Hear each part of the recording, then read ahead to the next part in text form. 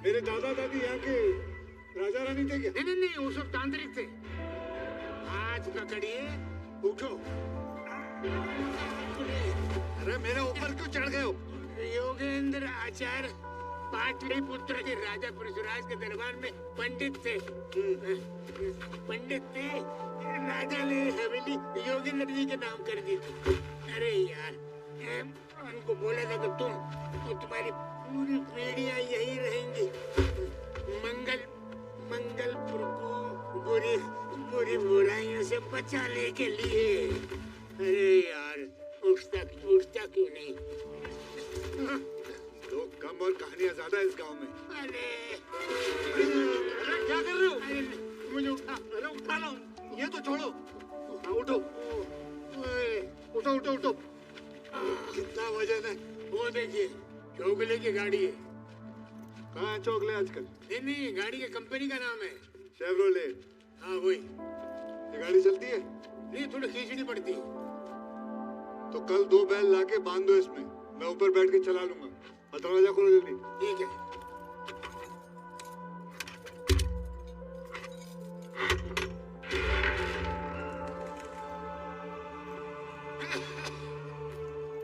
इधर से तो ठीक है। ये एंटीक चीजें बहुत महंगी है लगता है, लेकिन यहाँ सस्ता में मिल जाती होगी। हाँ, गांव खेड़ा है, पुराना महल है, ये सब तो मिलेगा ही। ये शंभू बाबू कौन है? हाँ? कौन शंभू? साला बड़ा कमीना आदमी है। वही बेचता है ना ये सब कुछ सबको। ये किस कुत्ते के पहले बोला आपको ये सब? अरे वो लॉज नहीं है, वो बोना सा आदमी, वो काला सा। एंथनी, ये गांव वालों के पास कोई खाली समय जाता ही रहता है, इसलिए ऐसी बातें करते हैं निकम्मे। मैंने ऐसा नहीं सुना किसी बंदे के बारे में। आइए। ये मेरी माँ है। महारानी जिंदा है? नहीं, जब मेरी बहन पैदा हुई थी वो तभी चल बसी थी, तब मैं 12 साल का था। ये जो सज्जन कुर्सी पे बैठे, ये कौन है? ये आपके दादाजी। लेकिन ये यही मरे थे? नहीं, इधर आइए। नहीं, जो मरे थे वो ये है। तो फिर ये कौन है? आपके दादाजी। तो ये कौन है? आपके दादाजी। तो मेरे क्या 2 दादा हैं? ये दादा एक ही है, जो मरे थे वो ये है। तो ये क्या तुम्हारे दादा हैं? अरे दोनों आपके दादा मालिक। अरे तुम अभी बोले मेरे एक दादा, आप बोलते हो 2 दादा है। दादा एक ही है, फोटो 2 है। मरने से पहले ऐसे दिखते थे, मरने के बाद ऐसे दिखते थे। मरने के बाद? मरते समय ऐसे दिखते थे। तो ये क्या इस घर में मरे थे? अपने घर में मरे थे। तो ये इनका घर नहीं है? ये घर उनका ही है। अरे तो क्या अलग अलग घरों में जाके मरते थे? यहाँ मर गए, कभी वहाँ मर गए? नहीं, आदमी उस घर में मर गया। तो वो आदमी जिंदा है? मर गया। कहाँ मर गया? उसी घर में मर गया।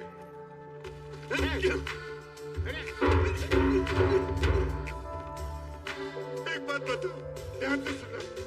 ये आदमी जब जवान था इधर रहता था। हाँ? ये आदमी जब बूढ़ा हुआ उधर रहता था। हाँ? लेकिन ये दोनों आदमी एक ही है। हाँ? और ये दोनों आदमी मेरे दादा हैं। हाँ, तो जब ये दादा मर गया तो इधर मरे। हाँ? बराबर? हाँ, कितनी देर लगा दी मोटी सी बात समझने में?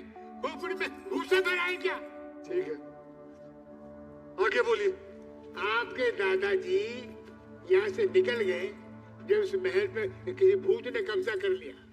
सिर्फ पूर्णिमा के दिन पूजा करने के लिए आते थे और पूजा का कमरा बंद करके पूजा करते थे।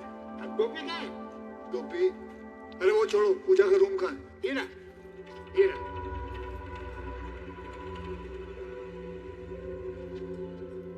इसे खोलिए ना। चाबी मेरे पास नहीं है और उसके अंदर क्या है आज तक किसी ने देखा नहीं, क्योंकि आपके दादाजी पूजा करने के बाद कमरा बंद करके चाबी घर ले जाया करते थे।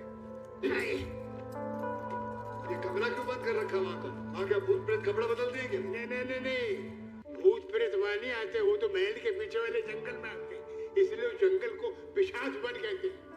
पेशाब नहीं, पिशाच रात को महल में आते हैं, इसलिए सूर्यास्त के बाद ये कोई नहीं आता। एक तो बकवास तुम अपनी बंद करो। देखो कितनी धूल मिट्टी है इस महल पे। इसको महल को साफ करो, किसी लोगों को बुलाओ और सफाई करो। मतलब आप यहाँ रहने वाले हैं, लॉज में नहीं? इतना बड़ा महल छोड़ के मैं लॉज में जाऊं? पागल नहीं हूं मैं। कल रात मैं वहां रुका था तो खटमलों ने मुझे पकड़ के रखा। वो तो अच्छा हुआ उन्होंने पकड़ के रखा, वरना मच्छर मुझे उड़ा के ले जाने दे।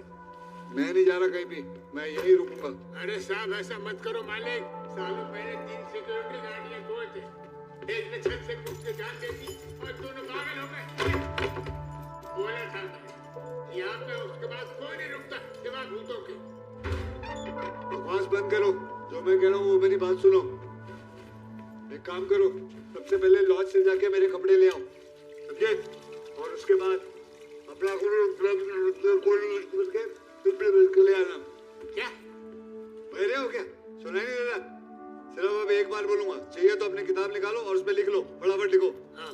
लॉज जाओ और मेरे कपड़े लेके आओ, और उसके बाद ले लो। भेजे क्या? अबे क्या पूरा खानदान बह रहा है क्या तुम्हारे? एक बार 10 बार बोल चुका हूँ, तुम्हें सुनाई नहीं देता क्या? समझ नहीं आती बात? अरे जाओ लॉज में जाके लेके आओ मेरा, और सब अब तो क्लियर है बात? क्लियर? वेरी गुड, फटाफट जाओ लॉज से मेरे कपड़े लेके आओ। मेरे पास कपड़े नहीं है, मेरे नाने से पहले तुम मुझे यहाँ चाहिए। मैं नहीं तो नंगा घूमूंगा महल मेरी में। बात सुनिए सर, मेरी बात सुनिए साहब, यह रहना खतरनाक है। ये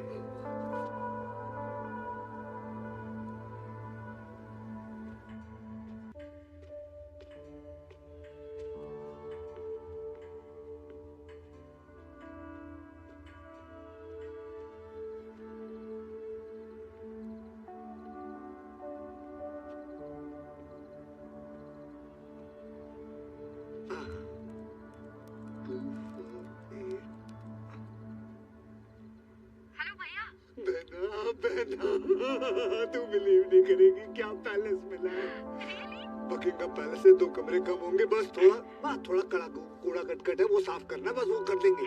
हाँ, जब तक तू आएगी मैं सब साफ कर दूंगा। बस शादी यहीं करेंगे, इट इज कंफर्म। हाँ लेकिन पापा अभी भी फोन नहीं उठा रहे। हाँ कोई बात नहीं, तुम सब 10 तारीख को आ जाओ। मैंने वेडिंग प्लानर को भी बुला लिया, सब ठीक कर। Hello hello hello hello hello hello बहना बहन हेलो।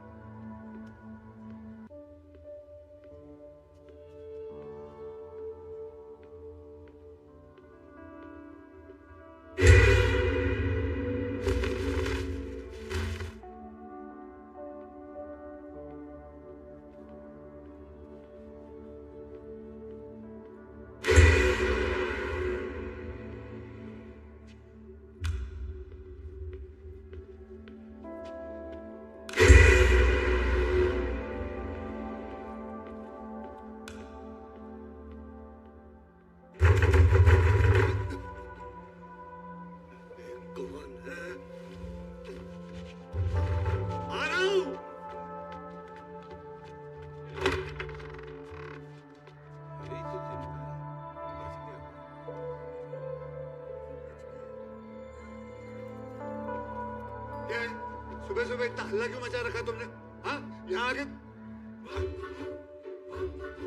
तुम कौन हो? अरे पहचाना नहीं तुमने? पहचानता तो पूछता था।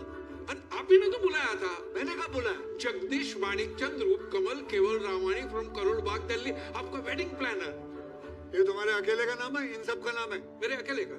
अच्छा अच्छा ठीक है, चलो अंदर। और सबको बोलो साफ सफाई करे। चलो मालती, टेबल साफ करो और प्लेटें निकालो। चलो जल्दी जल्दी जल्दी। ये रसोइया है क्या? नहीं नहीं नहीं, ये तो साफ सफाई करने वाली है मालती। ये आपका महल है। नहीं, इनका नहीं, योगेंद्र आचार्य। चुप, योगेंद्र आचार्य चुप। मेरा है। हाँ, बोल अभी बोल। हाँ, अभी इनका है। हाँ अभी मेरा है। सुना है आप इसे बेच रहे हैं, क्यों? अरे मुझे दे दीजिए ना। डेस्टिनेशन वेडिंग का समय चल रहा है, आपकी घर की शादी के बाद भाई से चलाऊंगा। किसकी शादी है? मेरे बहन की।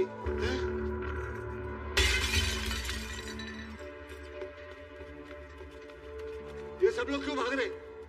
आपकी बहन की शादी यहाँ हो रही है? तो मैंने इसको क्या अपने मुंडन के लिए बुलाया है? अरे ऐसी आलीशान शादी बनाएंगे, दुनिया देखती रह जाएगी। मालिक, मंगलपुर में कोई शादी नहीं करता, वधूसुर आएगा। वधूसुर? ये कौन चोमू है? सर आप किसी को मत बुलाइए, मैं ये शादी सख्त में करा दूंगा आपको। खत्म। जगह तू कर ले शादी, वदया को बोल नहीं आने का। आएगा, वो जरूर आएगा। चमगादड़ों की सेना के साथ लोगों को मार देगा और दुल्हन को उठा के ले जाएगा। मार देगा? ये तो कोई लोकल गुंडा लगता है। आप फिक्र मत करिए, मैं भी मेरे दिल्ली के लौंडों को बुलाता हूँ, देखता हूँ कौन उठाता है दुल्हन को। अरे वो दुल्हन मेरी बहन है, तुम लोग तो ऐसे बात करो जैसे कि धोबी की गठरी है। वो उठा लेगा, उठा लेगा। ये मजाक नहीं है। सालों से दुल्हनें गायब हुई है, सैकड़ों लोगों का कत्ल हुआ है, मैंने सुना है और इस महल्ले में देखा है। इसलिए आपके दादाजी यहाँ कभी नहीं रहते थे। ये बदसूर कौन है? आइए, मंगलपुर में और इस महल में बहुत कुछ भयानक घटा, इसलिए यहाँ के लोग बदसूर को मानते हैं। ये देखिए, सदियों पहले की बात है, इंद्रप्रस्थ में एक असुर कन्या को एक देव पुत्र से प्रेम हो गया। वो कन्या गर्भवती हो गई। देव और असुर दोनों ही बिरादरी ने उस बच्चे को अपनाने से इनकार कर दिया। फिर भी उस असुर कन्या ने उस बच्चे को जन्म दिया। वो कलयुग का पहला दिन था। जब देवों ने उस पर हमला किया तो वो जख्मी औरत पहुंची अंधेरे के राजा अंधकारदा के पास। अपने बच्चे को अंधकारदा के चरणों में सौंप कर उस माँ ने दम तोड़ दिया। अंधकारदा ने इस बच्चे को पूरी दुनिया की रोशनी से बचाकर मंगलवन में चमगादड़ों की सेना के साथ छुपा दिया। वो असुर अंधेरे में ही बड़ा हुआ। उसने शिवजी की घनघोर तपस्या की और उसका पागलपन देखकर भगवान उस पर प्रसन्न हुए। शिवजी ने उस असुर की मान पर उसे चिरंजीवी होने का वरदान दिया और ये भी कहा कि या तो वो खुद के हाथों से मर सकता है या उसका अपना अंश उसे खत्म कर सकता है। इसके बाद वो असुर ब्रह्मांड का सबसे शक्तिशाली जीव बन गया और यही था वधूसुर। फिर वधूसुर ने अमावस की रात पूरी चमगादड़ों की सेना के साथ देवों के खिलाफ युद्ध छेड़ दिया। तब देवों को यह समझ में आया कि अंधेरे में वधूसुर सर्वशक्तिशाली है और उसे पराजित करना नामुमकिन है। इसी चिंता को लेकर सब देवता भगवान विष्णु जी के पास मदद मांगने गए। विष्णु जी ने फिर एक अप्सरा वृक्षिणी के हाथों बिजली की शक्तियां देकर उसे मंगलवन भेज दिया। उस अति सुंदर अप्सरा को देख के वधूसुर उसके प्रेम में पागल हो गया। तब वृक्षिणी ने कहा कि वो उसे बिना शादी के नहीं छोड़ सकता। वधूसुर मान गया, लेकिन वो वृक्षिणी का इरादा नहीं जानता था। उसे नहीं पता था कि वृक्षिणी ने वरमाला के अंदर खंजर छुपा के रखा है। विधि के समय वृक्षिणी ने वधूसुर का हाथ पकड़कर वो खंजर उसी की गर्दन में घोंप दिया। अचंभित और बेबस वधूसुर का शरीर वही कहीं जमीन के अंदर धंस गया। जहां उसका विशालकाय शरीर गिरा, वही जंगल में काला जादू करने वाले एक समुदाय ने उसका मंदिर बनाया। वो लोग उसको पुनर्जीवित करने का प्रयास करने लगे, लेकिन ऐसा ना हो इसलिए वृक्षिणी उसी मंदिर के पास एक पेड़ बन के रहने लगी और उसकी बिजली की शक्तियों वाले हाथ उस मंदिर में धंस गए। वधूसुर का शरीर तो खत्म हो चुका था, लेकिन उसकी आत्मा बदला लेने की भावना से झुलस रही थी। नई नवेली दुल्हन से धोखा खाया था उसने, इसलिए मंगलपुर में आने वाली हर कुंवारी वधू को उसने मारना शुरू कर दिया और सुहागरात से पहले वधू को उठा के ले जाता था। इसीलिए वधूसुर बोलते हैं उसको। ये सही है क्या? एक मिनट मेरी बात सुनिए। हाँ। ये वधूसुर जो है ये शादी नहीं होने देता तो इतने सारे लोग मंगलपुर में कहाँ से आए? आसमान से टपके हैं क्या? नहीं, मंगलपुर में शादी करते हैं, लेकिन गंगा पार जाके। और मेरी बेटी ने भी की, लेकिन जो इस गांव से बाहर नहीं जा सकता, नहीं जाना चाहता, वो यही रह जाता, शादी नहीं करता। तो क्या लिव इन रिलेशन? ये चुपला, ये वधूसुर जो है ये गंगा पार अपने आप नहीं जा सकता क्या? इसको तैरना नहीं आता या इसके पास पैसे नहीं है पैरी के? गंगा मैया बहुत पवित्र है, आपने सुना नहीं? कोई भी बुरी शक्ति उसको छू नहीं सकती। लोग पाप धोने जाते हैं गंगा में। समझ में नहीं आता है, इतनी डरावनी जगह है तो फिर लोग रहते क्यों है यहाँ पे? जमीन बड़ी उपजाऊ है ना, बीज डालो सोना निकलता है। हर बात का जवाब है इस आदमी के पास। अगर इतना ही है तो एक बात बताओ, हाँ, ये वधूसुर का मंदिर कहाँ है? वो तो किसी को नहीं पता। और ये अप्सरा का पेड़ कहाँ है? वो भी पता नहीं है। मैं बताता हूँ कहाँ है। जग्गू सुन क्या हुआ? किसी पागल ने दीवार पे खुरे दिया ये कहानियां सबको डराने के लिए। बस यही हो रहा है। मैंने आपको वही बोला जो लोग विश्वास करते हैं। अभी आप कुछ भी सोचिए, लेकिन मैं और गांव का कोई भी आदमी आपकी शादी में मदद करने वाला नहीं है। मैं चला। ऐसे कैसे जा सकते हो? ऐसे ऐसे ऐसे ऐसे। ये रही आपकी चाबियां। मैं चला। शंभू बाबू, हाँ। हम जा रहे हैं। अरे आ रहा हूँ, आ रहा हूँ। शंभू बाबू, रुक रुक रुक रुक रुक। अब क्या? क्या नाम पता है उसको? वसुधरा। वसुधरा? तुम्हें पता है ये वसुधरा कहाँ से है? ये इस कमीने के दिमाग से है। सब इस बुढ़ाऊ का खेल है। ये चाहता ही नहीं कि हम लोग यहाँ रहे। पता है क्या करता है ये आदमी? ये महल की सारी चीजें चुरा के बेचता है ताकि ये मुझे ना देख सके। तू जा यहाँ से। चल चल जा यहाँ से। अब जब पुलिस आएगी ना, तुझे उठा के लेके जाएगी और लिटाएगी और कोनियां मार मार के तेरी पसलियां तोड़ देगी, तब तुझे पता चलेगा। चिल्ला चिल्ला के बोलना कि साहब मुझे नहीं पता, भूत चोरी करके ले गया, भूत चोरी करके ले गया। चल चल। अरे साहब, ऐसा मत कीजिए। मेरे परिवार ने कई पीढ़ियों से इस बहन की सेवा की है ताकि तुम मेवा खा सको। अरे साहब, पाँव पड़ता। अबे पागल है क्या? पैर छोड़, छोड़ पैर। साहब माफ कर दीजिए, साहब माफ कर दीजिए। आप जो बोले मैं करूँगा, अपनी बात। अच्छा चुप हो जाओ। एक काम करो, कल बहुत सारे वर्कर लेके आओ और यहाँ साफ सफाई कराओ। मैं चाहता हूँ शादी से पहले सब कुछ चकाचक हो जाए। लोग तो आ जाएंगे साहब, लेकिन रात को भाग जाएंगे, मुझे मत कहना। वो बाद में देखेंगे, पहले तुम जाओ, जितने भागे उनको लेके आओ। अच्छा साहब, जाओ। मुझे माफ। हाँ ठीक है जाओ। तो आप कह रहे हैं कि शादी की रात मेरी बहन को राक्षस उठा के ले गया? अरे हम लोग नहीं कह रहे हैं मैडम, ये वहाँ के लोग कह रहे हैं। तो चुप करो मिश्रा, जाओ। हम तो इन्वेस्टिगेशन कर रहे हैं। सारी लाशों का पोस्टमार्टम किया है।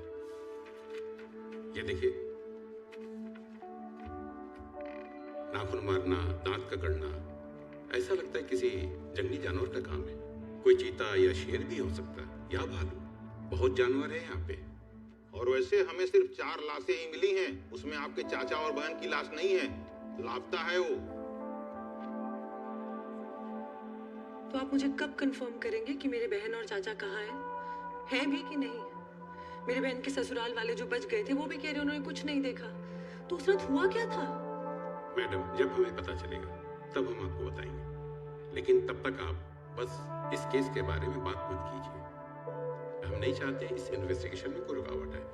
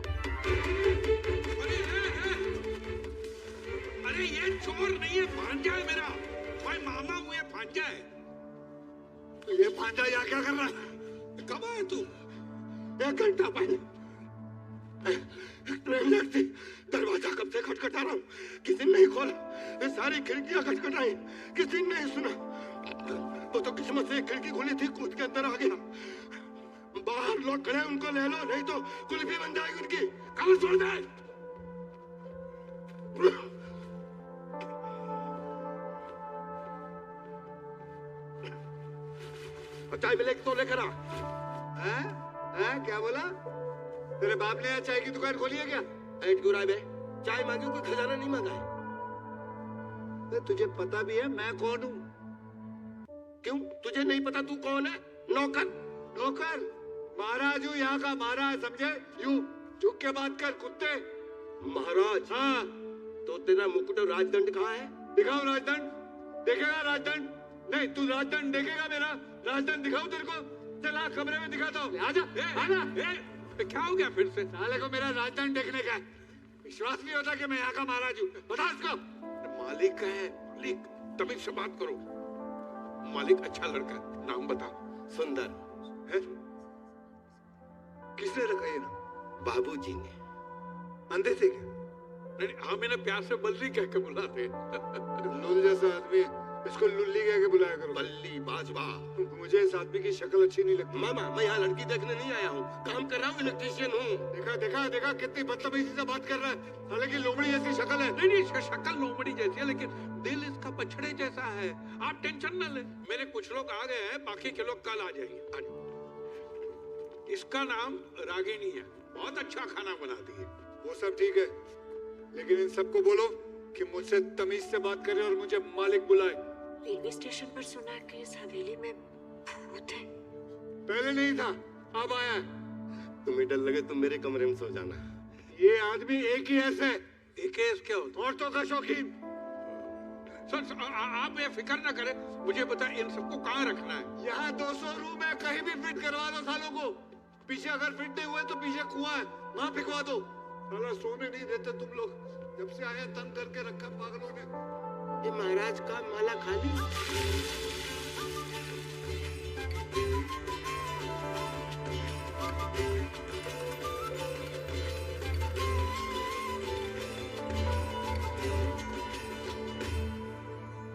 रागिनी जी, आज क्या बनाओगी खाने में? क्या खाएंगे? मूली के पराठे बनाओ? हाँ, तेज बनाना।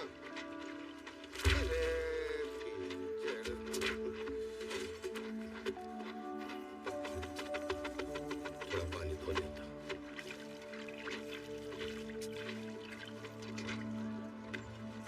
निकला ही नहीं।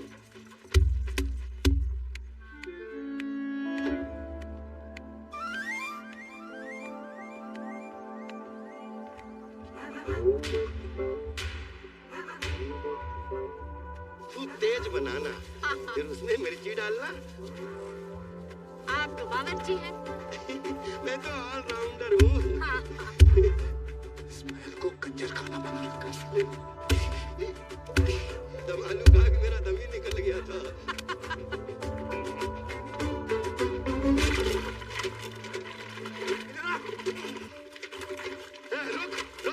रुक।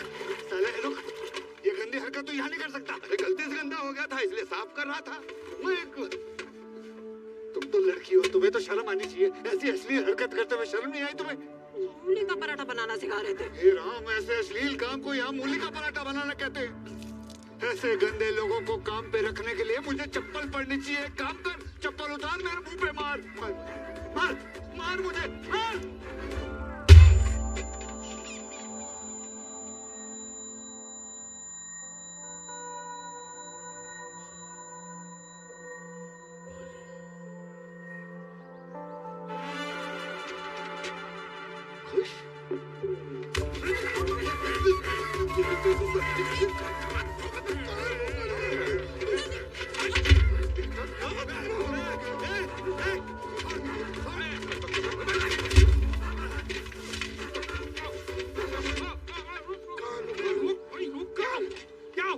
शादी क्या कर रही है? औरतें आने वाली इस घर में, और तुम्हें पता है ये आदमी क्या कर रहा था? क्या कर रहा था? मुझे बताते हुए भी शर्म आती है। तो मत बता। नहीं, लेकिन मैं बताऊंगा। तो बता। कान दो। अरे पिछवाड़ा मत दो, कान। छी छी छी, ये ऐसी हरकत नहीं कर सकता। ये नंगा घूम सकता है। ये अच्छा बच्चा है। बच्चा है ये पाड़ा है। अगली बार मैंने इसको ऐसा कुछ करते देखा ना तो मैं डालूंगा इसके पराठे में मूली। बता देना इसको। चूम लो पहले मुझे।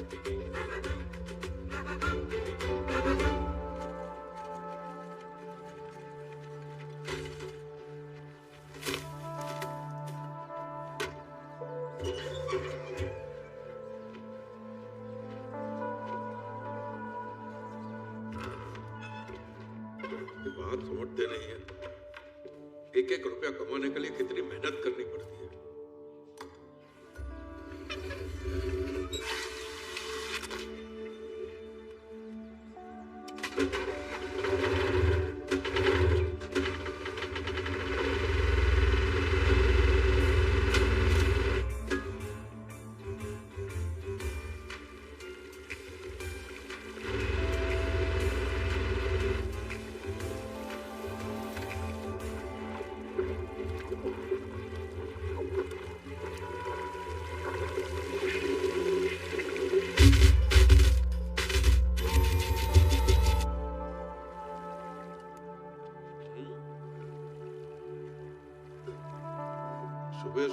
संडास को याद करते? ये पहली बार संडास हमें दावत दे रहा है। आता हूँ मैं, जल्दी है क्या? आता हूँ, आता हूँ।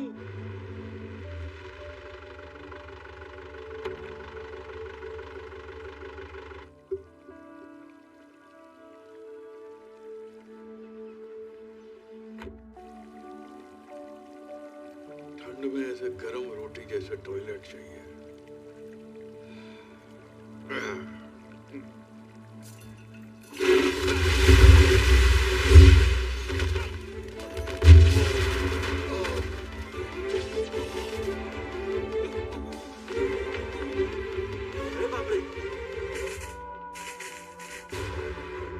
हॉस्पिटल, हॉस्पिटल, पूरा जल के कबाब हो गया, नीचे कबाब हो गया।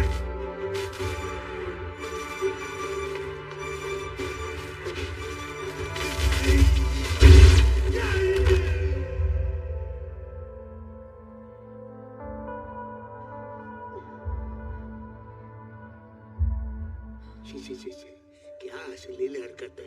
सीपी आ रही है। वो कौन है? इससे जान बचती है। अरे आप चुप रहिए ना।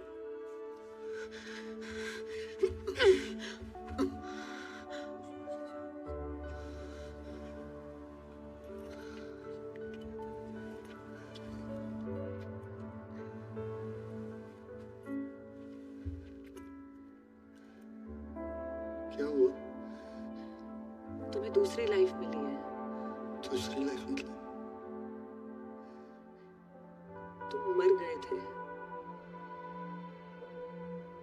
मर गए थे? हाँ। इन लोगों को तुम बाथरूम के फ्लोर पे पड़े हुए मिले। मैंने इनकी आवाज सुनी, मैं अंदर गई और मैंने देखा कि तुम्हारी हार्ट बीट बंद हो चुकी थी। फिर मैंने कोशिश की और तुम वहां पे जिंदा हो गए। आपकी किस्मत अच्छी है जो ये मैडम टाइम पर आ गई। लेकिन तुम यहाँ कैसे आई? मैं तो यहाँ पे कुछ काम से आई थी। वहाँ पे कुछ लोगों से इस पैलेस के बारे में पता चला और फिर याद आया कि तुमने भी ना ड्रीम में बताया था। और मैं इतनी शॉक में थी कि आपने मेरी जान बचाई और मैंने थैंक यू तक भी नहीं बोला। Thank you. जान तो तुमने भी मेरी बचाई थी, उसके लिए thank you. And now we are quits. क्या नाम है आपका? प्रिया। प्रिया। प्रिया जी, आप करती क्या? मैं राइटर हूँ। एंशिएंट टेम्पल्स ऑफ इंडिया इस टॉपिक पे बुक लिख रही हूँ। और यहाँ पे तो कितनी इंटरेस्टिंग स्टोरीज है। ये टेम्पल्स की, भूतों की, काला जादू। अरे और मैं आपको बता सकता हूँ, बहुत सारी कहानियां मेरे पास। हाँ। तुम हो ना यहाँ कुछ दिन के लिए? हाँ हूँ, लेकिन किसी काम से आज सीतापुर जा रही हूँ। शाम 7 बजे की बस है। अच्छा 7 बजे है ना? तो एक काम कर लेते, खाना खा के मैं आपको छोड़ देता हूँ।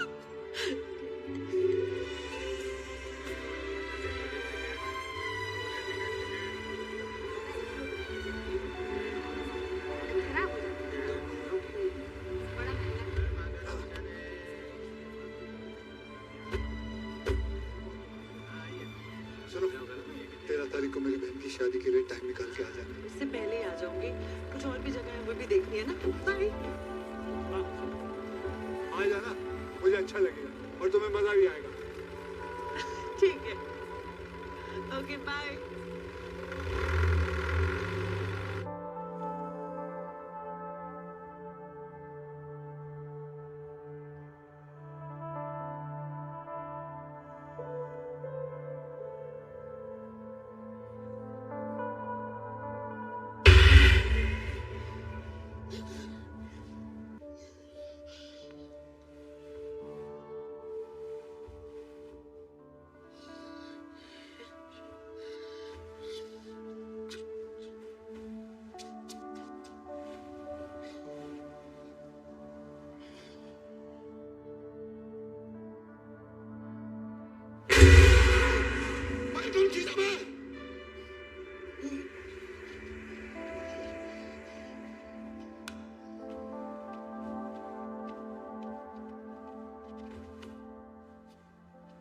हिम्मत है तो सामने आ। तेरी ऐसी की तैसी।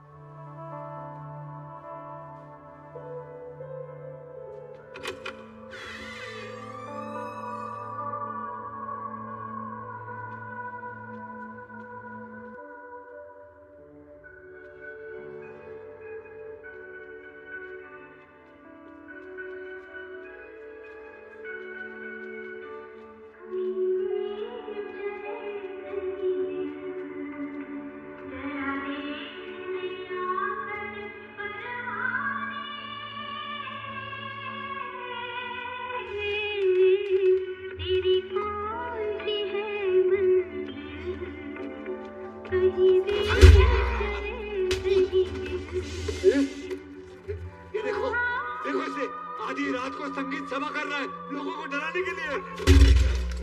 दिन भर गधे की तरह काम करता रहता हूँ, रात में सोने जाता हूँ तो कोई नमूना पैर खींच लेता है। कौन नमूना? क्या पता, दिखता ही नहीं। क्या बकवास कर? बकवास नहीं कर रहा हूँ, यहाँ चमगादड़ उड़ते रहते हैं, लोमड़ियाँ रोती रहती है, मुझे बहुत डर लगता है। मुझे ये आवाजें नहीं सुनाई दे, इसलिए मैंने गाना चालू कर दिया। तुझे यही गाना मिला था, कभी दिन चले कभी दिन, कभी दिन चले कभी दिन, ये गाना मिला था तुझे। और ये क्या पी रहा? दारू, देसी दारू पीता साले, इतनी गंदी दारू। अगली बार इसने ऐसा कुछ किया ना, मैं पूरी बोतल इसके सर पे डाल के आग लगा दूंगा साले के। और मिल गया भाई से प्यार, मिल गया तुम्हें, अब चलो सोती है, जा तुम भी सो जा, मर चलो। सोने नहीं देता साला कुत्ता।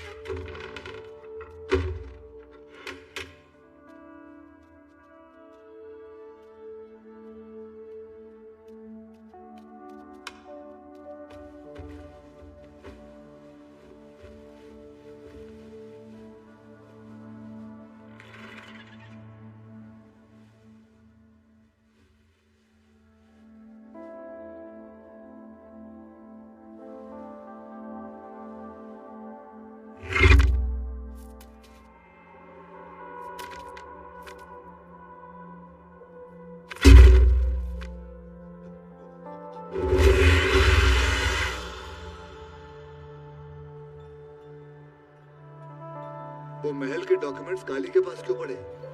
उनके मरने तक यही उनकी देखभाल करता था। उनका अंतिम संस्कार भी काली नहीं किया, इसलिए आपके दादाजी ने मरने से पहले ये वाला घर काली के नाम कर दिया।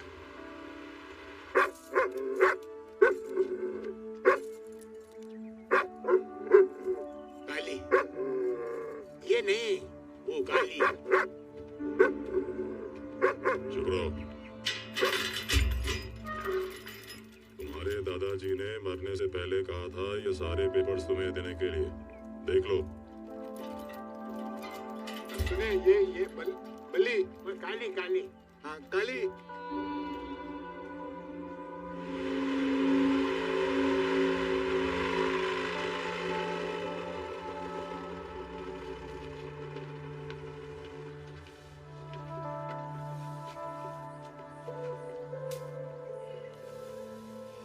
बेटे और आहिस्ते मार, कहीं फर्श को लग ना जाए, कहीं रो ना पड़े, कहीं चोट ना आ जाए। अबे जोर से कर इसको, यूं कर फटाफट। पता नहीं कहां से लाए ये वर्कर, सब पैसा खाने आए साले। अमीर आदमी देखना नहीं कि लूटना शुरू। ओ रमी, सुनिए, ये लोग कौन है? ये लोग तो हमारे ही लोग हैं।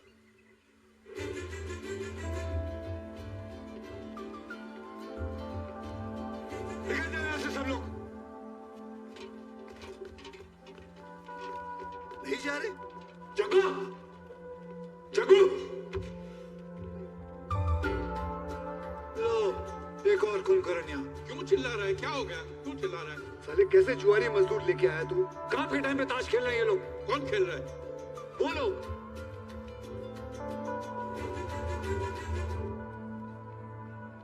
कामचोर, साले जुआ खेलते हो? और कहाँ जा रहे थे बाहर? काम पे लगो, चलो अंदर। मालिक ने बोला जाने को। मालिक ने बोला? अब मैं समझा। तू इन्हें कह रहा है कि आराम से काम करो, जुआ खेलो, ताकि 2 दिन काम और बढ़ जाए, बराबर ना? मालिक ने नहीं बोला। अरे अभी तूने बोला ना मालिक ने बोला। मालिक ने बोला। अरे मैंने कब बोला? मालिक ने नहीं, मालिक ने बोला। अरे मैंने कब बोला? मैंने तो उन लोगों को बोला जो जुआ खेल रहे थे। ये कहाँ गए जो जुआ खेल रहे थे? कुत्ते कहाँ गए वो लोग? कौन खेल रहा था जुआ यहाँ पे? हमें नहीं पता। एक मिनट, छोटी वाली इधर आइए। जब तुम आई थी तो तुमने वहाँ देखा था कुछ लोग वहाँ जुआ खेल रहे थे, बीड़ी फूक रहे थे, देखा था कि नहीं? मैंने नहीं देखा। नहीं देखा? नहीं। हे भगवान, ऐसे झूठे मक्कार मैंने आज तक नहीं देखे। सबके सब साले झूठे हैं। एक काम करो, तुम मेरे साथ चलो। तुम्हारा एक आदमी सोफे में सो रहा है, कैसे घराटे मार के सो रहा है, देखो। आओ। देखो, अभी साला यहाँ सोया होता, अब वहाँ खड़ा होके देखो मासिया ले रहा है। देखो कैसे मासिया ले रहा है।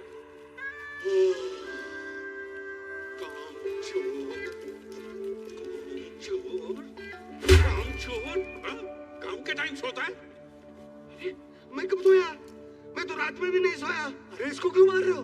तुमने बोला नहीं सो रहा था। अरे मैं थोड़ी बोला ये सो रहा था। तो अरे वो सो रहा था, उसकी बात कर रहा हूँ। मैं कब सोया था? मैं तो आपके साथ आया था। अरे ये शांताराम मेरा आदमी नहीं है भाई। शांताराम के पीछे एक आदमी गया ना, उसकी बात कर रहा हूँ। तुम्हारा आदमी था वो। कौन गया, कहाँ गया है? अरे तुम खेल मत खेलो मेरे साथ, मैं बता रहा हूँ। मैं बहुत शार्प हूँ। तुमको दिखता नहीं है? अगर मेरा काम सही टाइम पे नहीं हुआ ना, मैं कसम से कह रहा एक फूटी कौड़ी नहीं दूंगा तेरे को। मेरे से खेल खेलते तुम लोग। तुमने देखा क्या किसी को आते जाते? मैंने घंटा किसी को नहीं देखा। हाँ।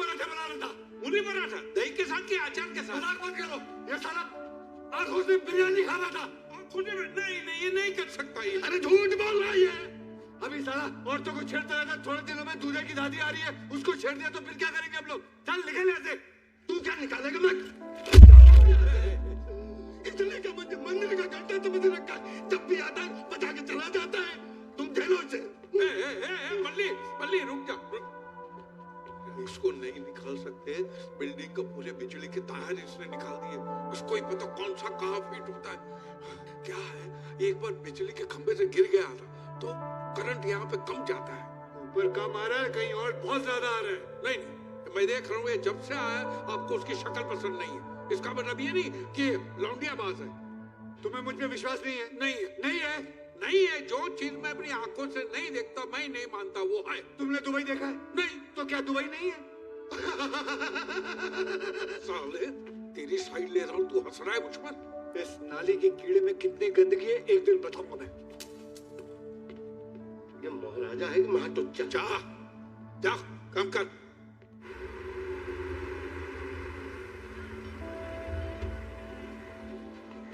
इतनी लंबी लाइन है।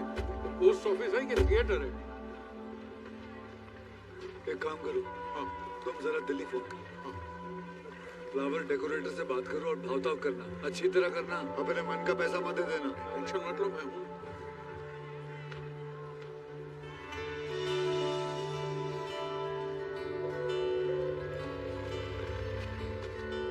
हेलो।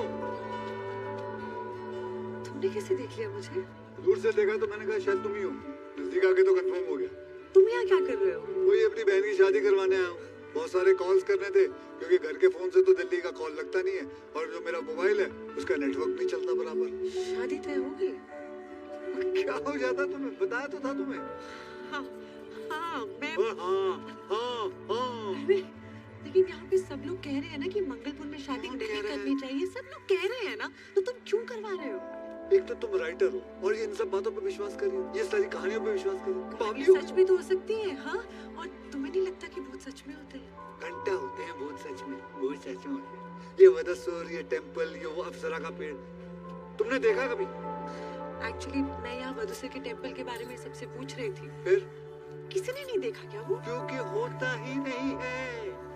मैं 1.5 लाख से 1 रुपया भी ज्यादा नहीं दूंगा, समझ गया? अर्जुन! अच्छा, अर्जुन, अर्जुन, एकदम सस्ते में निपटा दिया। कितने में? 3 लाख में। 3 लाख में? 3 लाख? 3 लाख के बोल। मैं अपनी बहन की शादी क्या हवेली बेच के करवाऊंगा? वो तो मेरे से 5 मांग रहा था। मैंने बोला मेरे से 5 कोने में खड़ा होके ना मांगता है तो 3 ले, पूरा का पूरा एडवांस गिन ले या 9 2 11 कर ले। मान गया बेवकूफ, मान गया। कहाँ गया वो भैया? बेटा बहुत टाइम खराब चल रहा है, जा नहीं तो पेल दूंगा, जाए भी।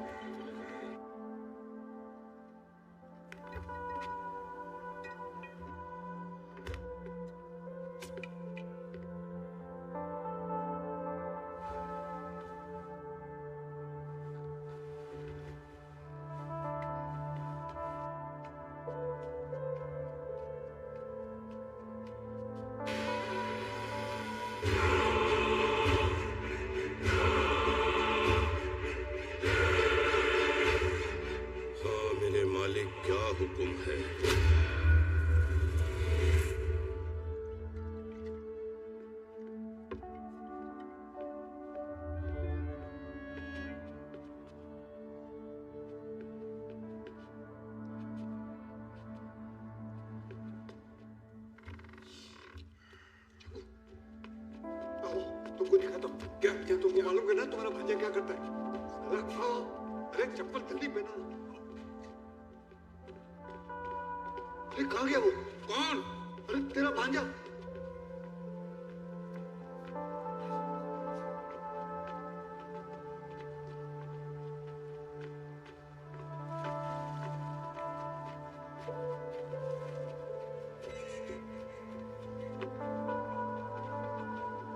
आज तो इस साले को रंगे हाथों पकड़ूंगा।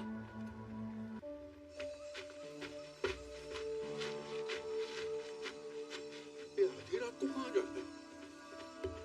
सब कुछ यहाँ रहते हैं क्या? हाँ, रहते हैं ना। ये क्या जा रहे हैं? देखो ये चमड़ी पिशाच।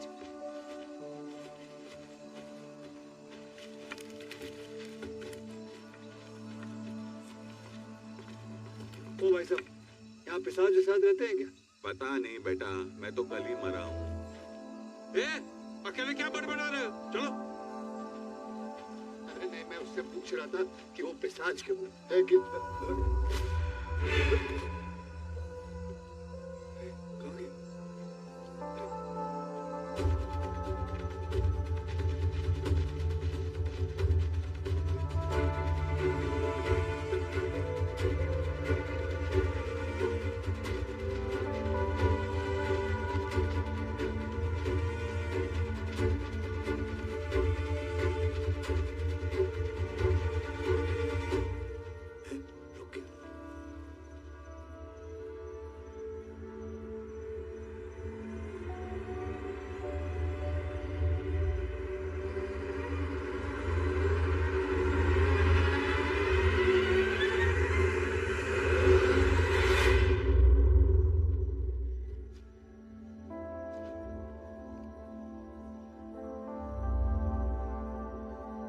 क्या देख रहे बे?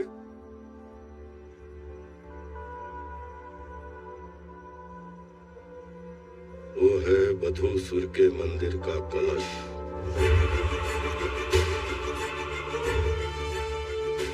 नीचे रहते हैं बधूसुर।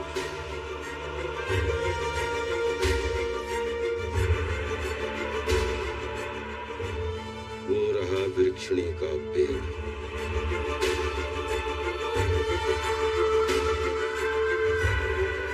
अब हमारे मालिक आएंगे। मैं तेरा मालिक मैं हूँ। आ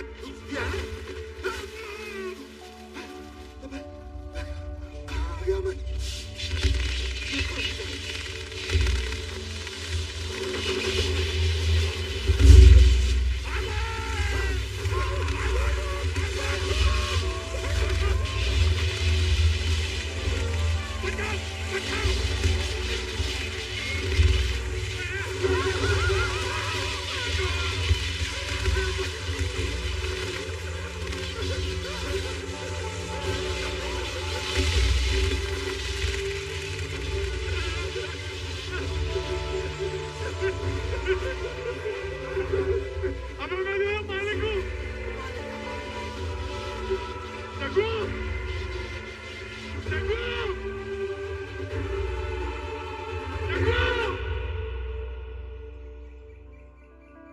मालिक, जगदीश सर कहीं भी नहीं है। हमने हर जगह ढूंढा। उनके कमरे की लाइट भी ऑन है और गाड़ी भी बाहर ही खड़ी है। कुएं के अंदर देखा? जो हो जा कुएं के मेंढक। कल रात को जब ये कपड़े बदल रही थी तो मोरी में से झांक के नहीं देख रहा था तू? नहीं तो अब मारने की कौन सी नई योजना बना रहे हो? जी मालिक, कल रात को मुझे भी लगा कि कोई मेरे कमरे का दरवाजा खोल रहा था। कोई और नहीं, ये दरिंदा था, दरिंदा। एक बात बता, मंदिर के बारे में तुझे किसने बताया? कौन सा मंदिर? कौन सा मंदिर? बाप को मत सिखा, समझे ना? मुझे इतना याद है, मैं रात को अपने कमरे में सोने गया। अब जगह तो जंगल में, सामने तुम दोनों थे। क्यों ले गए थे जंगल में मुझे? अच्छा, जंगल याद है, लेकिन जंगल में जो तूने मंगल किया वो याद नहीं तुझे? नहीं, तुम लोगों ने कहा भागो, तो मैं भागा। वधूसर के बारे में किसने बताया तुझे? कौन वधूसर? तेरा फुप्पा। तुझे वधूसर के बारे में नहीं पता? मुझे पता है, इस घर में जो भूत रहता है उसका नाम है ना? तुम्हें किसने बताया? शंभू बाबू ने बताया। सिर्फ मुझे नहीं, बहुत लोगों को बताया कि इस घर में भूत है, संभल कर रहना। कौन बज रहा? उठाओ। क्या कर रहा है? चल निकल यहाँ से। तेरे को क्या लिख के दूं? चल तू भी। ये बुड्ढे का शादी तोड़ने का प्लान है लगता है। मालिक, मालिक! चिल्ला मत। क्या हुआ? अभी भी पुलिस का फोन आया था, कह रहे हैं कि गांव के गटर में एक भिखारी पड़ा हुआ मिला है। हुलिया ठीक वैसे ही जैसे हमने बताया था, उसे यहाँ लेकर आ रहे। मैंने सुना है जगदीश गायब हो गया है। पक्का वधूसुर ले गया होगा। एक एक करके सबको उठा के ले जाएगा। तूने वधूसुर को देखा? नहीं। मैं बताता हूँ वो वधूसुर करता क्या। सबसे पहले वो इंसान को पकड़ता है और उसकी दोनों टांगे चीर देता है। चीरने के बाद वो टांगे लेके चूल्हे में डालता है। चूल्हे में डालने के बाद निकाल के उसको घिस के उसका पाउडर बनाता है और फिर वो पाउडर का मंजन करता है। और जानता है वो वधूसुर कौन है? मैं वो वधूसुर हूँ। रुक, आज मैं तेरी सारी कहानियां यही खत्म कर दूंगा। कुत्ते ठहर मेरी तलवार का। रुक, रुक, ये काम आ गया। रुक, अभी दिखाता हूँ। आज तेरी जुबान खींच के उसका सोना बना के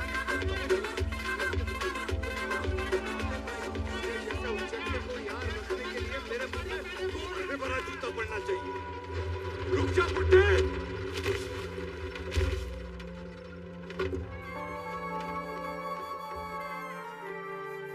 अरे मामा मिल गया। तेरी तो कांची की। अरे तू क्यों भाग रहा?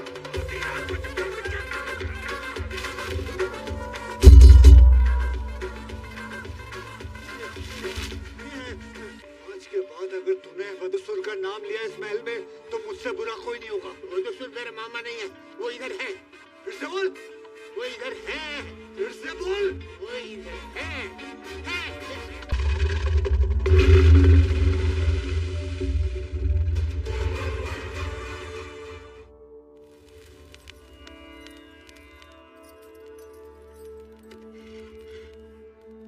मालिक, ये पेंट का बिल है 30,000 का।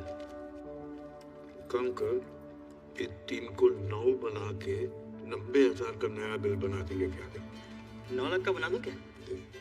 बेवकूफी और बेईमानी में फर्क होता है। तुझे बेईमान बनना है। महाराज, या बेबी, ये मेरा आखिरी बिल है। ये पेंट के लिए थोड़े पैसे चाहिए। कितने चाहिए? 4 लाख। क्या पूरा गांव पेंट करना है? अरे शानदार हवेली है महाराज। पेंट भी A1 क्वालिटी का लगेगा ना। ले लो। मामा, ये सामान चाहिए मुझे जनरेटर के लिए। अबे तू है मामा। और बिजली विभाग को किसी को लेकर आओ। एक पावर लाइन चलता है सिर्फ यहाँ, बाकी का सब कनेक्शन टूटा हुआ है। पता नहीं इसे महल क्यों बोलते हो? इसको खंडर घोषित क्यों नहीं कर देते? दिमाग खराब करके रखा हुआ है। बोलो। पापा, आप सही कह रहे थे। हम यहाँ शादी नहीं कर सकते। There is something horribly wrong here. ये जगह श्रापित है अर्जुन, इसलिए मैं नहीं चाहता था कि तुम दोनों को इस बारे में पता चले। अब तुम ये मीरा को और राहुल के फैमिली को कैसे समझाओगे? मैंने कुछ सोचा है पापा। Be very careful Arjun. एक तो ये ऑलरेडी वास्तु कुंडली ये सब को लेके पैनिक में रहते हैं। अगर ये बात पता चल गई तो सब खत्म हो जाएगा। डोंट वरी पापा, मैं कर लूंगा। मैं आज शाम तक पहुंचता हूँ। आप जैसे ही गंगापुर आओगे मुझे आपको गुरुजी को मिलाने आश्रम लेके जाना है।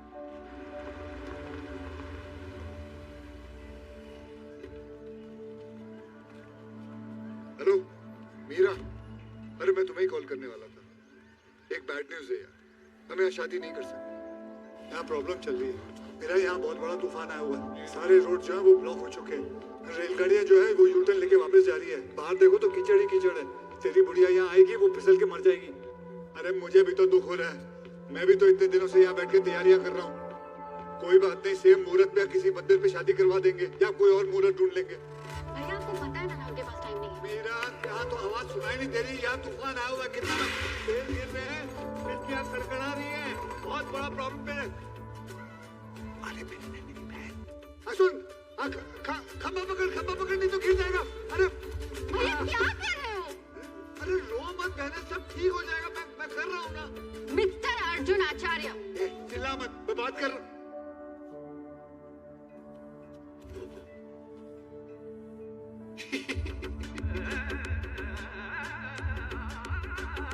तो भाई ये क्या नाटक चल रहा है?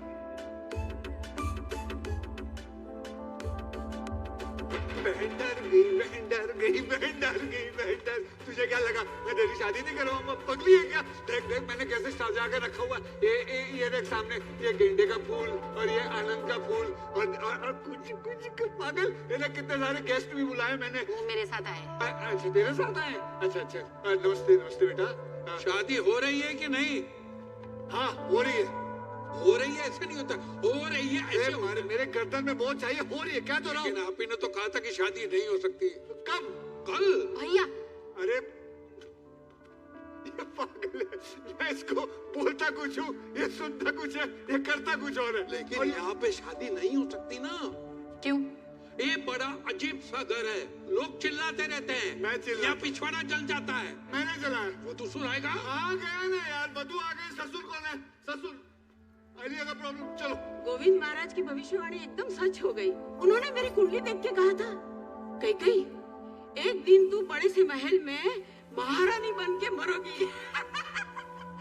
ये तो अगले 2 दिन में ही हो जाएगी। चुप, मुझे तुमसे बात करनी है। जो बताना है यहाँ बताओ। ओके।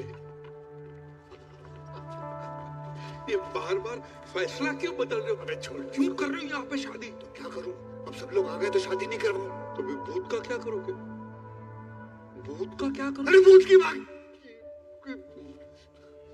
देख, तू तो लॉज में रहता है, तेरे को क्या लेना ना? जब तक शादी हो रही है ठीक है, शादी होने के बाद बस तू भी चले आना। तब तक अपना मुंह बंद रख, बाकी मैं संभाल लूंगा, मैं संभाल लूंगा। जनरेटर बिल्कुल ठीक हो गया है, अब घर की बिजली कभी नहीं जाएगी। सब ठीक? सब ठीक, कोई प्रॉब्लम नहीं। इसको बाहर उठा के फेंक दे। क्यों? क्योंकि घर में औरतें हैं। ये ठरक की दुकान नहीं चाहिए यहाँ। फेंक दे इसको बाहर।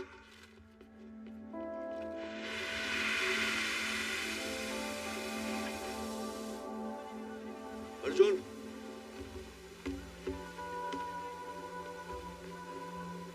और जो तुमने मुझे बताया उससे ही समझ में आता है कि वधूसुर गया नहीं है और शक्तिशाली हो गया है।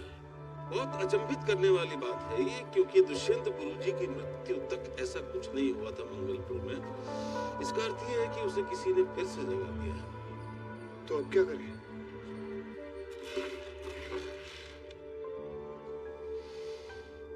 विवाह इसी घर में होना आवश्यक है।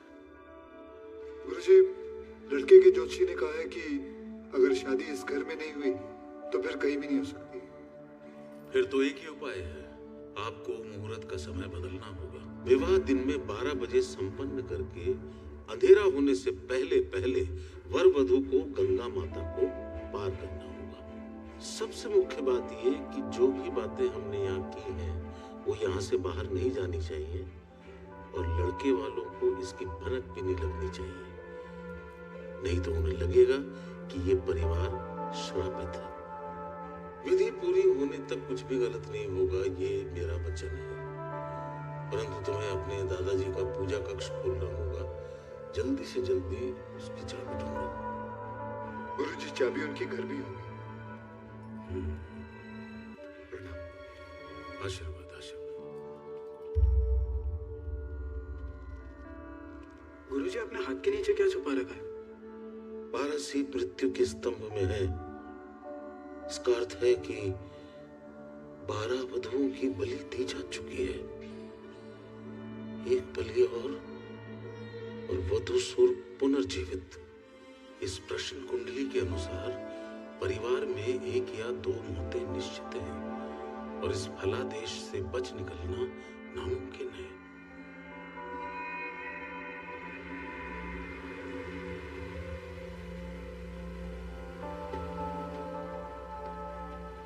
आप रुकिए, मैं चाबी लेके आता हूं।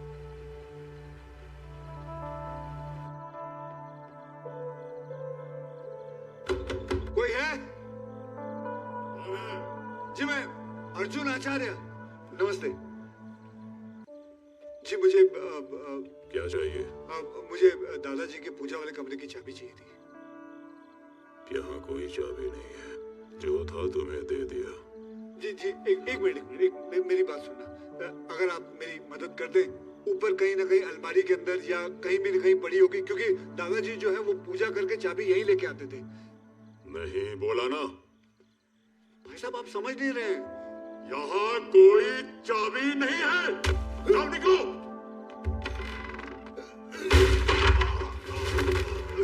चाबी देने में प्रॉब्लम क्या तुम्हारी?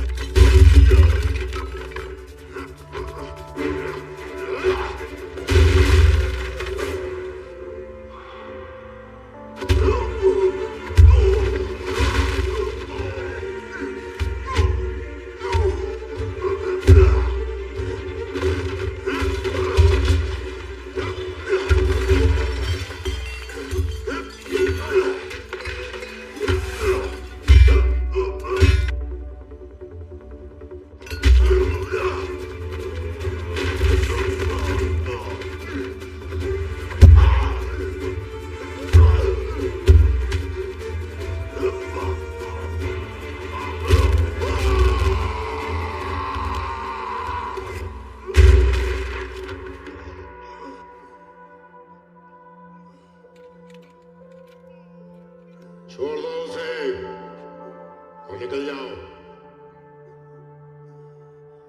कौन हो तुम? अर्जुन, अर्जुन क्या हुआ? अर्जुन!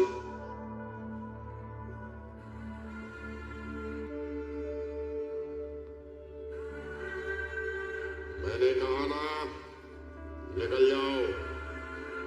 गुरुजी,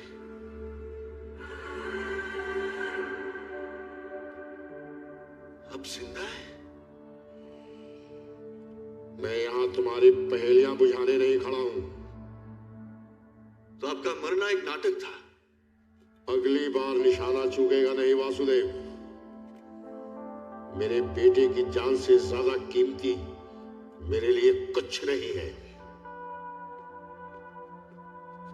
बेटा, चलो अर्जुन, निकल जाओ। चलो अर्जुन, मैं कहता हूँ चलो अर्जुन, चलो अर्जुन, अर्जुन।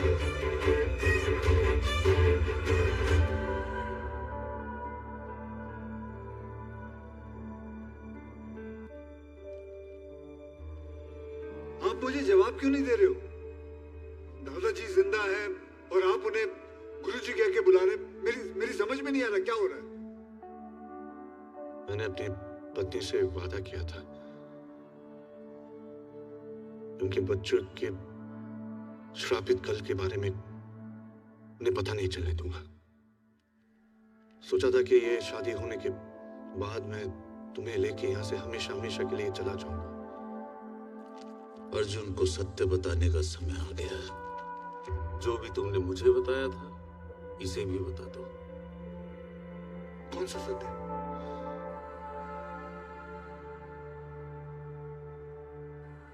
मैं तुम्हारा पिता नहीं हूं अर्जुन।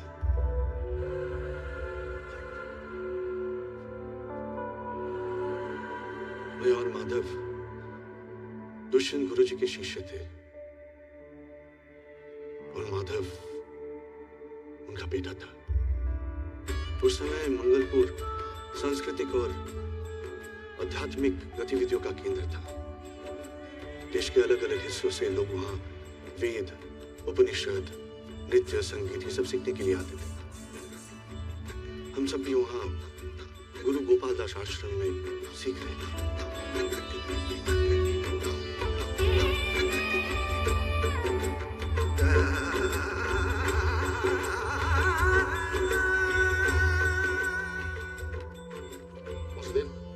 जी गुरुजी। ये ध्यान रहे, सीतामा का हार है, नीचे किसी का पैर पड़ सकता है, बाहर द्वार की छत पे रखो।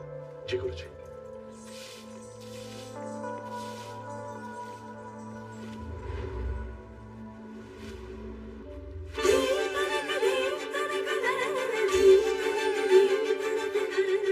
रोशन गुरुजी के कलकत्ता के मित्र जितेंद्र बंदोपाध्याय की लड़की यशोदा वहां नृत्य सिखाने आई थी। यशोदा हमारे साथ इसी महल में रहती थी। शुरू में हम लोग सिर्फ दोस्त थे, लेकिन समय के साथ मेरा और यशोदा का रिश्ता दोस्ती से आगे बढ़ने लगा।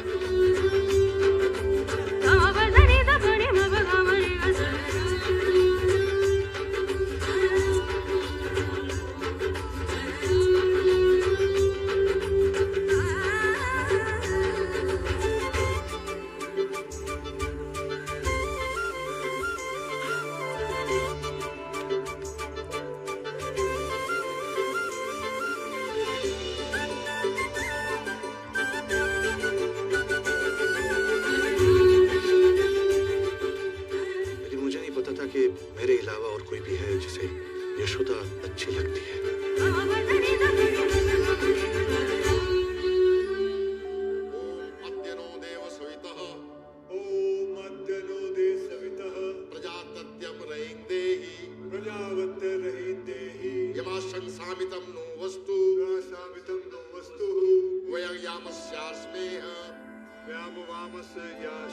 ये कैसा उच्चारण कर रहे हो? जब भी किसी मंत्र का जाप करो उसका उच्चारण सही करना। वयम यामल ये नहीं है, वयम यामस्यास्मे ये है सही उच्चारण। वासुदेव को देखो, कुछ सीखो उससे। एकाग्र चित्त होकर अपना ध्यान मंत्रों पर केंद्रित करो। चूक गए तो ज्ञानर्थ हो सकता है, मैं दिखाता हूं। तुम जानते हो हमारे परिवार का धर्म क्या है? वधूसुर को वापस ना आने देना। सदियों पहले जंगल में बसा हुआ अधूरा समुदाय मंत्रों का उल्टा उच्चारण करके वधूसुर को जगाने का प्रयास कर रहा था, क्योंकि जो कोई भी वधूसुर को जगाएगा वधूसुर उसकी हर इच्छा पूरी कर देगा, परंतु वो मनुष्य हमेशा के लिए उसका गुलाम हो जाएगा। इसीलिए मैं तुमसे कह रहा था कि मंत्रों का गलत उच्चारण मत करो।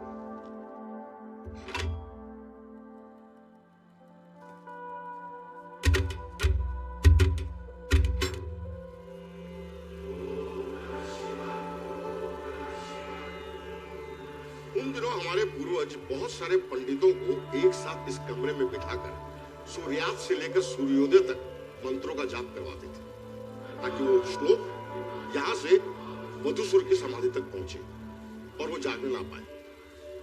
पर आजकल तो ये संभव नहीं है, इसीलिए मैंने ये यंत्र बनाया है। सूर्यास्त के समय मैं इसे चलाता हूँ और सूर्योदय होते ही बंद कर देता हूँ।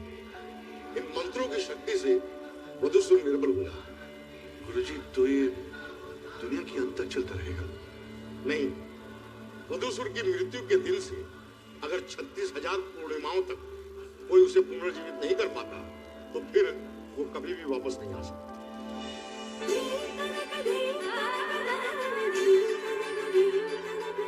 जिस दिन हम मिले थे तुमने मुझे माला पहनाई थी और आज मैंने तुम्हें अंगूठी। अब बस मुझे तुम्हें माला पहनानी है और तुमने मुझे अंगूठी। फिर हो गया हमारा विवाह। फिर आई नवरात्रि। मंगलपुर में ये त्योहार बड़े धूमधाम से मनाया जाता था। हर गली, हर मोहल्ले में वृक्षिणी ने वधूसर को कैसे मारा है ये नाटक द्वारा दिखाया जाता था। हमने भी आश्रम में ये उत्सव मनाए थे, जहां यशोदा वृक्षिणी बनी थी और माधव वधूसुर।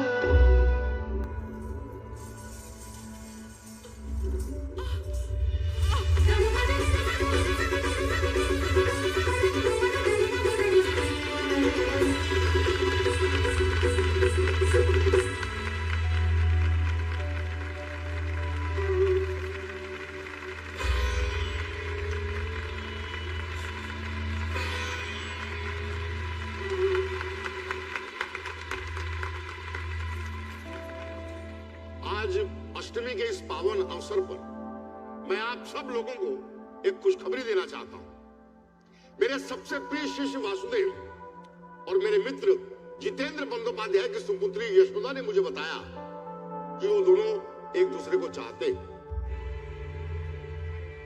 मैंने इन दोनों परिवारों के साथ चर्चा की और आज मैं इन दोनों के विवाह की घोषणा करता हूं।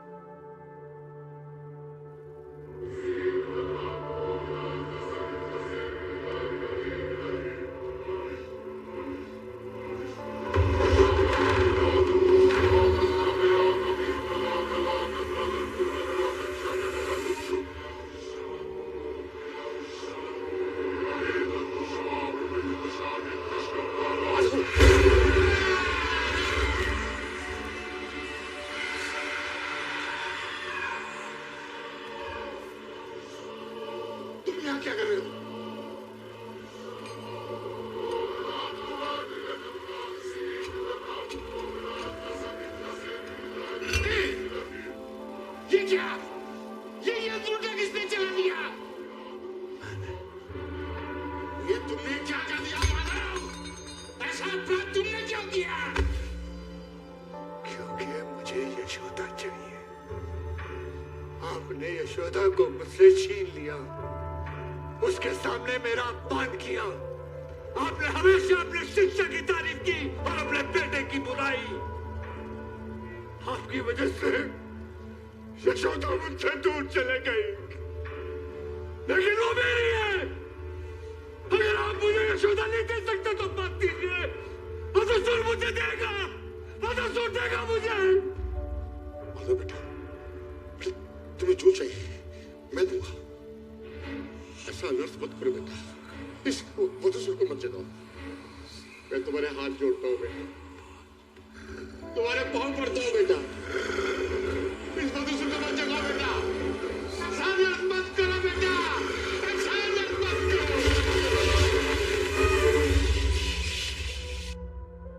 ये तुम्हारे लिए। अब बताओ, गुरु दक्षिणा में क्या दोगे मुझे? गुरुजी, आज मैं जो भी हूं आपके कारण हूं। अब जो भी कहेंगे आपके चरणों में अर्पित करूंगा।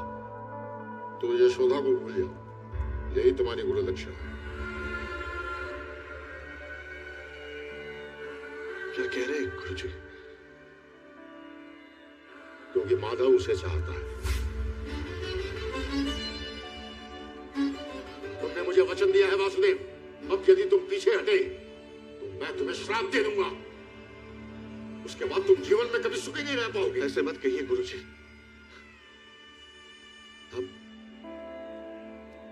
अब जो भी बोलेंगे मैं करूंगा।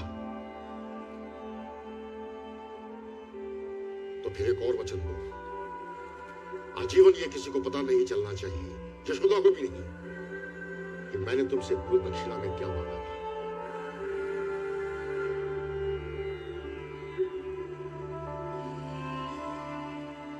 देखो, जो भी है मैं तुम्हारे साथ हूं। हुआ क्या बताओ तो सही। देव, देव क्या हुआ देव को? देव अच्छा आदमी नहीं है गुरुजी। उसने कहा उसे शादी ब्याह पे विश्वास नहीं है, उसे सिर्फ मेरा शरीर चाहिए था। मेरे मुंह पे कहा उसने। ये तो बहुत बुरा हुआ। अब तुम्हारे माता पिता को क्या जवाब देंगे? वो तो कल पूरे परिवार के साथ यहाँ आ रहे हैं। मैं जान दे सकती हूँ, लेकिन ऐसे आदमी से शादी नहीं कर सकती गुरुजी। तुम तो जानती हो तुम्हारे पिताजी की हालत बहुत गंभीर है। तुम्हें दुल्हन के रूप में देखना उनकी अंतिम इच्छा है। वो ये सब कुछ सह नहीं पाएंगे। कुछ भी करिए गुरुजी, मैं माधव से शादी करोगी तुम?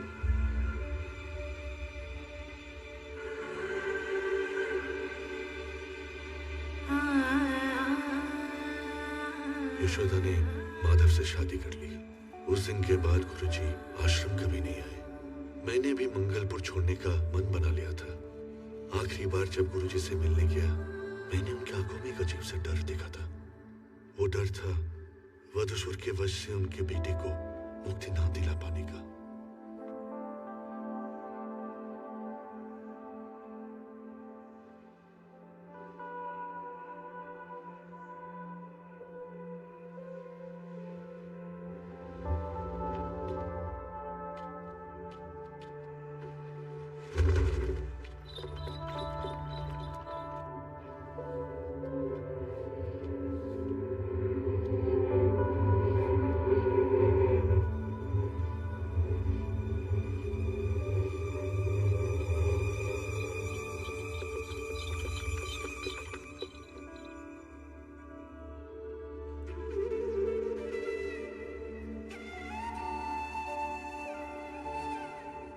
इसे छोड़ दो दानव,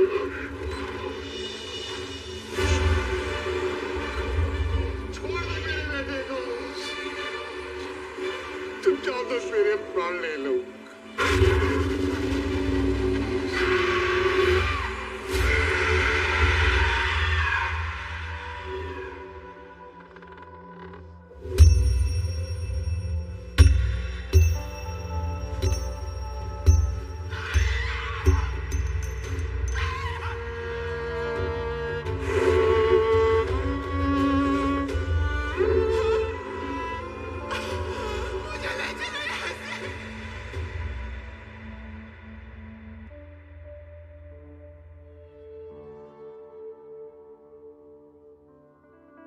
हम उस रात मंगलपुर से भाग गए और कभी वापस नहीं आए। और एक दिन यशोदा ने कहा कि वो गर्भवती है। मैंने उससे शादी कर लिया और उसे वचन दिया, इस बच्चे को मैं अपने बच्चे जैसा प्यार दूंगा, वो बच्चा दूंगा।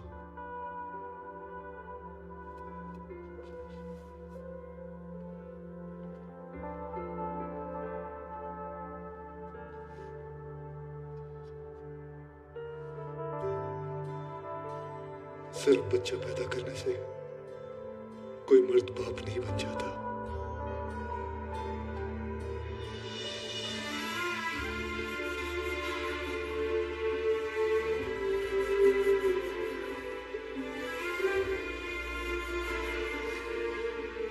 ये भी पुत्र प्रेम है, और दुष्यंत गुरुजी ने जो किया वो भी पुत्र प्रेम में ही किया।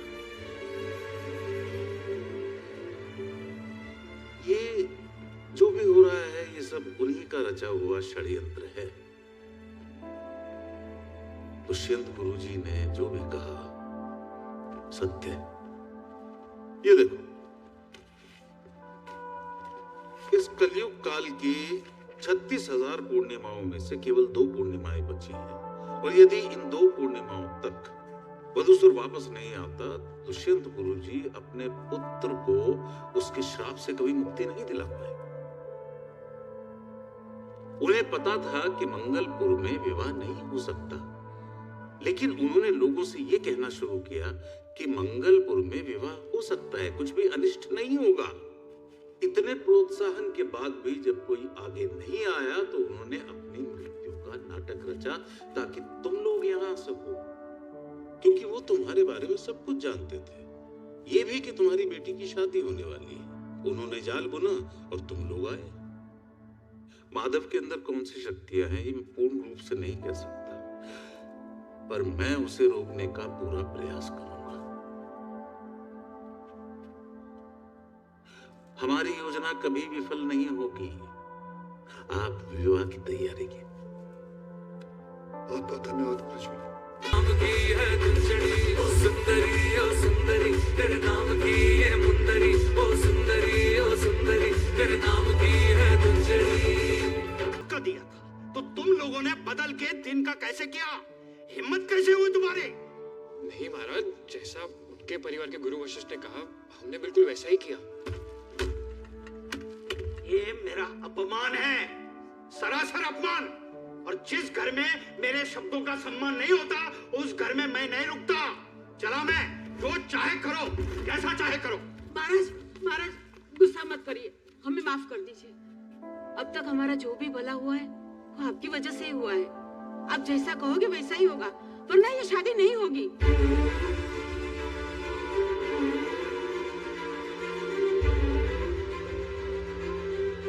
क्या प्रॉब्लम है राहुल? अपने पापा से पूछो। महाराज कुछ नहीं सुनना है मुझे। महाराज सुनिए, 2 मिनट मेरी बात सुनिए। वशिष्ठ महाराज ने क्यों ये मुहूर्त चेंज किया? वशिष्ठ नाम रखने से कोई भी वशिष्ठ या विश्वामित्र ऋषि नहीं बन जाता। और ये ज्योतिषी नहीं है, ज्योतिषी मैं हूँ। मैंने सोच समझ के ये मुहूर्त निकाला था, रात को 8:30 का, और वन कन्या दोनों की कुंडलियां देखकर ये मुहूर्त निकाला था। और अगर आपको मंजूर नहीं है तो अपनी बेटी के लिए कोई और लड़का देख लीजिए। अगर आपका भी यही निर्णय है तो ठीक है, ये शादी हमें भी नहीं चाहिए। पापा क्या प्रॉब्लम है? हम इनके दिए हुए मुहूर्त पे शादी क्यों नहीं कर सकते? जो तुम्हारे समझ के बाहर है उसे समझने की कोशिश मत करो। ये तो हम सबका भी अपमान है। Rahul, pack your bags. चलो Rahul. I'm leaving, we'll talk later.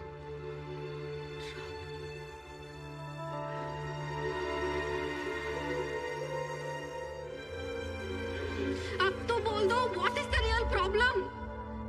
एक बार भी नहीं सोचा आप दोनों ने मुझ पे क्या बीतेगी?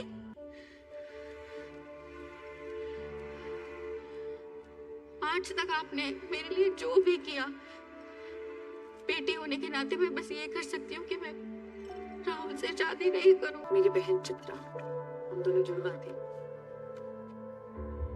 शादी के दिन ही पता नहीं कैसे इसको मार दिया गया। इसकी लाश तक नहीं मिली किसी को।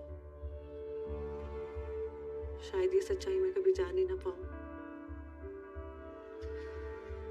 छोड़ो, वैसे ऐसा नहीं है कि तुम मुझे अच्छे नहीं लगते, लेकिन शादीशुदा नहीं होती तो पक्का हाँ करके। Keep in touch, bye.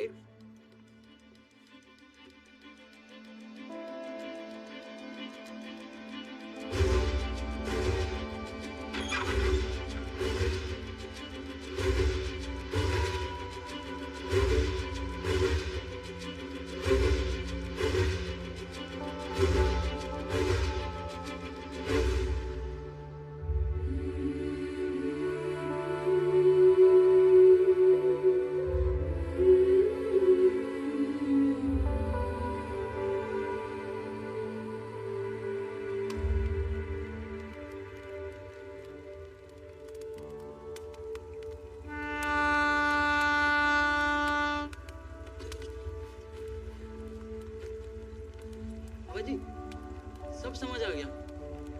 एक बात छोड़कर सिर्फ अर्जुन को भूत कैसे दिखते थे? क्योंकि वो इलेक्ट्रिक शॉक से कुछ देर के लिए मर गया था, और मरे हुए लोगों को ही मरे हुए लोग दिखते हैं। इसके बाद सब लंदन चले गए? नहीं, अर्जुन यहीं रह गया। अपने पिता माधव आचार्य की श्रापित आत्मा को मुक्ति दिलाने के लिए पिछले 24 साल से वो हर साल अपने पिता के मोक्ष के लिए पूजा कर रहा। वो एक पुत्र होने के नाते वो इससे ज्यादा कुछ नहीं कर सकता। बाबा, ये सब सच में हुआ था या ये भी एक कहानी है? जो आप लोगों को सही लगे। थैंक यू बाबा। शुक्रिया बाबा। चलो।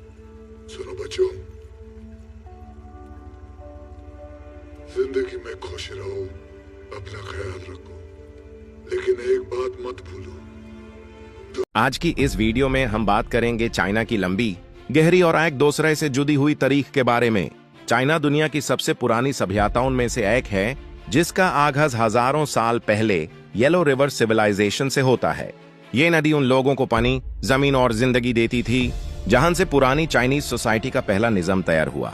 चाइना की शुरुआती तारीख को समझना हो तो डायनेस्टीज का जिक्र जरूरी है। पहली मशहूर डायनेस्टी शा कहलाती है, जिसे चाइना की बुनियाद माना जाता है। इसके बाद शंग डायनेस्टी आती है, जो अपनी ब्रॉन्ज चीजों, लिखाई के निजाम और मजबूत हुकूमत की वजह से मशहूर हुई। फिर जो डायनेस्टी ने मैंडेट ऑफ हेवन का कॉन्सेप्ट दिया, यानी हुकूमत वो चलेगी जिसको आसमान की रहमत हासिल होगी। इसके बाद चाइना एक बहुत अहम मोड़ पर पहुंचता है, चिन डायनेस्टी। यहाँ पहली मर्तबा चाइना को एक मुल्क बनाया गया। ठीक है, हुक्मरान किसी अवांग ने ग्रेट वॉल का पहला हिस्सा बनवाया, लिखाई का निजाम एक जैसा किया और पूरे मुल्क को एक कानून के ज़ेर ला दिया। के बाद हन डायनेस्टी आती है, जो चाइनीज कल्चर का गोल्डन एरा माना जाता है। इसी दौर में सिल्क रोड का आगाज हुआ, एक लंबी ट्रेड रूट जिसने चाइना को मिडिल ईस्ट और यूरोप से जोड़ दिया। आगे चलते हैं तो हम तंग और सोंग डायनेस्टीज देखते हैं। ये वो दौर था जब चाइना का हुनर, साइंस, आर्ट और कॉमर्स अपनी बुलंदी पर था। Printing press, gun powder, compass, ये सब चीजें इसी दौर में सामने आती हैं। आज हम इन चीजों को रोजाना इस्तेमाल करते हैं और इन सब की शुरुआत चाइना से होती है। फिर एक नया मौका आता है जब मंगोल्स ने चाइना पर कब्जा करके युआन डायनेस्टी बनाई। उनके बाद मिंग डायनेस्टी आती है, जिन्होंने दोबारा चाइनीज हुकूमत को मजबूत किया, ग्रेट वॉल को मजीद ताकतवर बनाया और दुनिया भर में ट्रेड को आखिरी बड़ी डायनेस्टी चिंग डायनेस्टी थी, जो 20वीं सेंचुरी तक चलती रही। लेकिन 1900s में चाइना बहुत सी जंगों, सियासी मसाइल और कमजोरी का शिकार हुआ। आखिरकार 1948 में माओ जेडोंग की सामने आती हैं, पीपल्स रिपब्लिक ऑफ चाइना बना, जहां से मॉडर्न चाइना का सफर शुरू होता है। पिछले 40-50 सालों में चाइना ने अपनी इकोनॉमी, टेक्नोलॉजी और इंडस्ट्री को इतना ग्रो किया कि आज वो दुनिया की सबसे बड़ी कुव्वतों में शामिल है। आज का चाइना एक पुरानी तहजीब और मॉडर्न टेक्नोलॉजी का एक अनोखा मिक्स है। उनकी हिस्ट्री हमें बताती है कि एक कौम अगर इल्म, मेहनत और निजाम से काम ले तो वो हर मुश्किल को पार कर सकती है। ये थी चाइना की लंबी तारीख का एक मुख्तासर, आसान और स्मूथ सफर। अगर आपको ये वीडियो पसंद आए तो लाइक और सब्सक्राइब जरूर करें। मिलते हैं नेक्स्ट वीडियो में। आज की इस वीडियो में हम करीब 1900 साल पहले की दुनिया को समझने की कोशिश करेंगे। ये वो दौर था जब दुनिया बिल्कुल आज जैसी नहीं थी। न मोबाइल, न इंटरनेट, न बिल। जिंदगी बहुत सीधी लेकिन मुश्किल थी। लोग अपनी रोजी रोटी खेती से, पशुओं से और छोटी छोटी बाजारों से पूरी करते थे। इस वक्त दुनिया कई बड़ी तहजीबों में तकसीम थी। यूरोप में रोमन एम्पायर अपनी शान और शौकत की बुलंदी पर था। उनके शहर तरक्की याफ्ता थे, सड़कों पर कानून था और हुक्मरान लोगों पर सख्त नजर रखते थे। रोमन्स की फौज उस वक्त दुनिया की सबसे ताकतवर फौजों में शुमार होती थी। इस दौर में एशिया भी बहुत बेचैन और तेजी से बदलते हालात देख रहा था। चाइना में हन डायनेस्टी अपने एजाज के साथ हुकूमत कर रही थी। यहाँ साइंस, मेडिसिन और एस्ट्रोनॉमी पर काम होता था। लोग तरक्की पसंद थे और लिखने पढ़ने को बहुत अहमियत देते थे। इधर मिडिल ईस्ट में तिजारत बहुत ज्यादा थी।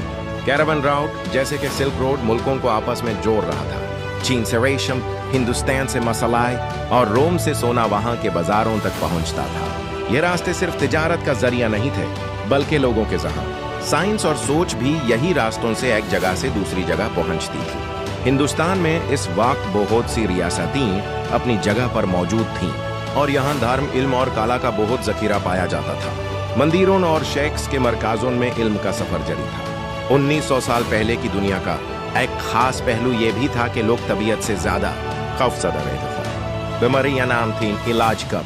अक्सर लोग तबी पावर्स, आसमानी असरात और देवी देवताओं को खुश रखने की कोशिश करते रहते थे। लेकिन इन सब फर्कों के बावजूद दुनिया एक ही चीज से चल रही थी, इंसानी क्यूरियोसिटी यानी जानने की ख्वाहिश। इंसान नए रास्ते ढूंढ रहा था, नए शहर बना रहा था, नए कानून और नए सोच पैदा कर रहा था और यही वो दौर था जिसने आज की मॉडर्न दुनिया की बुनियाद रखी।